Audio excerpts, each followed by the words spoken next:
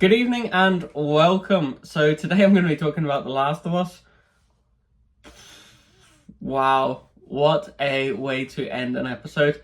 So season 2, episode 2, I haven't played the game, so I didn't know any of this was coming. I don't even know if it cooperates with the game, but I'm just a fan of the show. I really enjoyed season 1. If you haven't seen season 1, go watch it. If you're thinking this isn't gonna have any spoilers, then you'll be deeply dissatisfied, because that's all I'm going to talk about.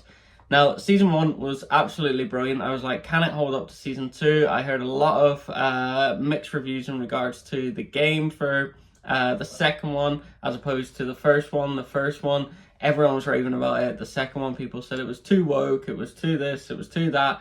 And I just ignored all that, and I was like, you know what, I'm going to make my own assessment of the show and see what happens with it. So episode 1 is a bit of a slow burner. We don't quite understand the relationship that has passed between Joel and Ellie.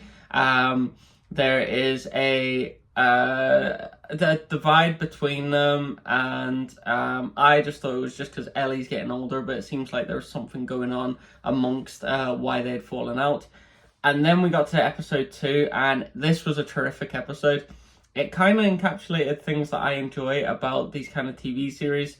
It seemed like a high budget. It seemed very Game of Thronesy, where it was set in the winter. There was the undead essentially chasing them. There was various different great deaths of the undead. There was a bit where the oil was being thrown down, and I was like, this is doing nothing. These barrels of oil are doing nothing. And then they were shooting at it, and then it was leaking. I was like, oh my god, it's not catching fire at all. And then they threw these 6-foot fire, and then it blew up, and I was like, oh, this is great.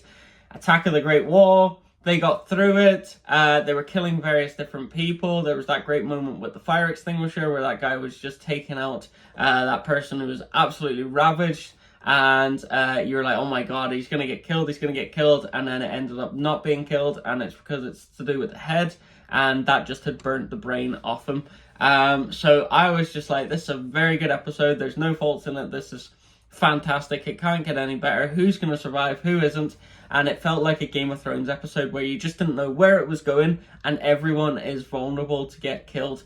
But I didn't expect what was going to happen. So we were left at episode 1, where there was a woman, and she was like, he's killed my father, I'm going to kill him, about Joel. And I was like, oh, okay, we're going to have this kind of cat and mouse thing throughout the whole episodes, and eventually there's going to be kind of this thing of where Joel meets her. What's going to happen? Is it going to be to the death? What is going to happen in regards to this? But there'll be a bit of a cat and mouse thing through the whole episodes, where they just miss each other, or they confront each other, and something happens and they get away. So I just thought that's the way the episodes are going to go. A bit like Day of the Jackal, where we had these like chance meetings between them, and also we had this final showdown. A bit like whenever you play Tekken and you get to the final boss and you're like, let's go, I've been training for this all my life. So that was essentially where I thought the plotline was going to go. Was I wrong? Absolutely. I was like, oh my god, she's brought them here, and this is a trap to the lodge. She was adamant to get them to the lodge. Joel had just saved this other girl. She got them to the lodge, and that's where Joel essentially got captured. And I was going, oh my god, this is going to be an episode where he gets captured. He's going to get away. They're going to be chasing him. Ellie's going to help him somehow. And I just thought when Ellie arrives on this horse, she's going to just do damage, save Joel, and they're going to rekindle this kind of father-daughter relationship.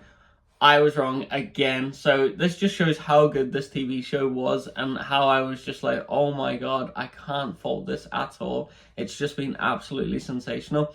So anyways, get into it. Joel's getting a beating. He's got kneecapped, he's got beaten up, and he's just sitting there, and Ellie's came in, all guns blazing. She tries to shoot someone, the gun gets pushed up, and Ellie then goes to the ground, and she's just captured. I'm like, wow, this isn't what the narrative is. I thought she was going to go in, shoot a few people, say, give me Joel, I'll save you from killing you, and this is going to be just the way it goes. But Joel ended up getting killed, and I was like watching it, and I was going, oh my god. And I'd done that thing where people do, where you know it's good TV, where you just keep going, oh no, oh my god, oh, what is happening here? What? They were like my just reactions to the final 15 minutes.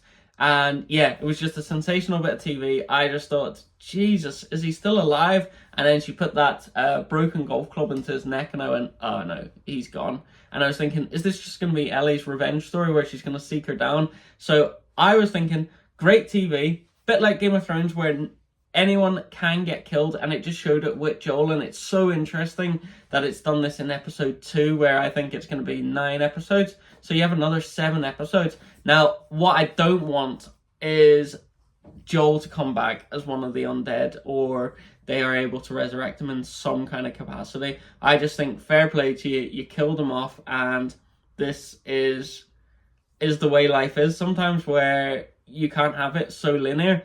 And I was just thinking, that's what made Game of Thrones great. You had a favourite, you were like, oh my god, let's go. And then they get killed, and you're like, oh, what? Who do I support now? Where do I go from here? And you nearly feel like, Jesus, I'm hit here badly by it. But no, fantastic episode. Highly recommend if you haven't seen it. Obviously, I've done a big spoiler. But just for the big, massive fight scenes, for the way it was shot, it was just absolutely superb. One of my favourite episodes of the series, and also probably in a long time of watching TV shows. So thank you for watching. If you did enjoy it, let me know. If you thought it was a bag of piss, then let me know as well. Subscribe, like, that really helps me with the channel. Thank you. Bye-bye.